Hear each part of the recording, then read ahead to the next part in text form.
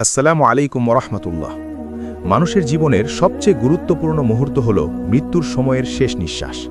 সেই সময় একজন মানুষের মুখে কি শব্দ থাকবে, কি দোয়া থাকবে, বা কোন বাক্য উচ্চারিত হবে, ইসলামে এটি অত্যন্ত তাৎপর্যপূর্ণ একটি বিষয়। কারণ হাদিসে স্পষ্টভাবে এসেছে যে যার শেষ কথা হবে লা ইলাহা ইল্লাল্লাহ, সে জান্নাতে যাবে। মৃত্যুর সময় মুখে থাকা দোয়া মানুষের পুরো জীবনের প্রতিফলন। কারো জীবনে আল্লাহর জিকির, দোয়া, ইবাদত, কোরআন এসব বেশি থাকলে মৃত্যুর সময়েও তার মুখে আল্লাহর নামই বেশি উচ্চারিত হয়। আর যার জীবন দুনিয়ার প্রতি মগ্ন, গুনাহে জড়ানো, অন্তর কঠিন, তার মুখে মৃত্যুর সময় এমন কিছু বের হয় যা মানুষ শুনে ভয়ে কাঁপে। মৃত্যুর মুহূর্তে ফেরেশতারা এসে দাঁড়ায়, মালাকুল মাউত রূহ কবজ করার জন্য প্রস্তুত হন। তখন মানুষ যে দোয়া উচ্চারণ করে তা আসলে তার অন্তরের সর্বশেষ অবস্থা প্রকাশ করে। কেউ সঠিক ঈমান নিয়ে বাঁচলে তার মুখে শিহরণ জাগানো ঈমানি বাক্য বের হয়। কেউ আবার তওবা ছাড়া দুনিয়া প্রেমে ডুবে থাকা অবস্থায় জীবন শেষ করলে ভয়ের চিৎকার, যন্ত্রণার আর্তনাদ বা হতাশার বাক্য উচ্চারিত হয়।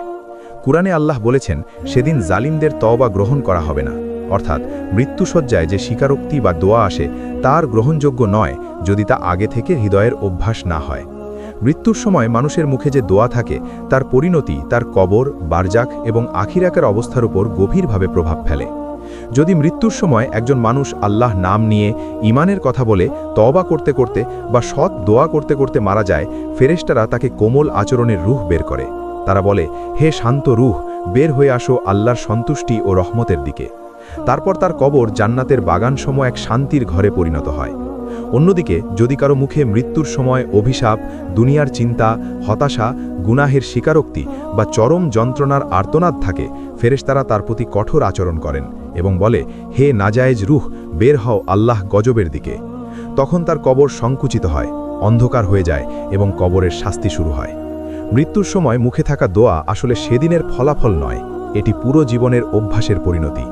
যে মানুষের জিহ্বা দুনিয়াতে আল্লাহ, লা ইলাহা ইল্লাল্লাহ, আস্তাগফিরুল্লাহ, সুবহান আল্লাহ এসব জিকিরে ভিজে থাকে, তার মৃত্যু হয় সহজ, শান্ত ও ঈমানী।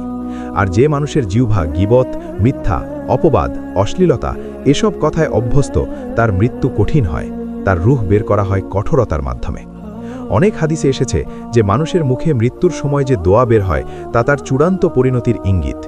মানুষের মৃত্যু অনেক সময় প্রকাশ করে দেয় সে কোন পথে যাচ্ছে।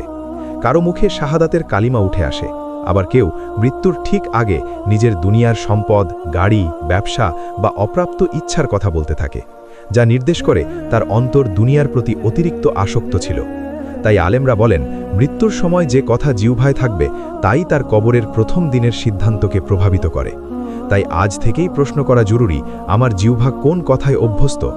মৃত্যুর সময় কি দোয়া বের হবে আমার মুখ থেকে? আমার জীবন কি এমন যে শেষ নিঃশ্বাসে আল্লাহর নাম আসবে, নাকি দুনিয়ার চিন্তা, হতাশা আর গুনাহের ভারে আমার মুখ থেকে এমন কিছু বের হবে যা আমাকে ধ্বংসের দিকে ঠেলে দেবে?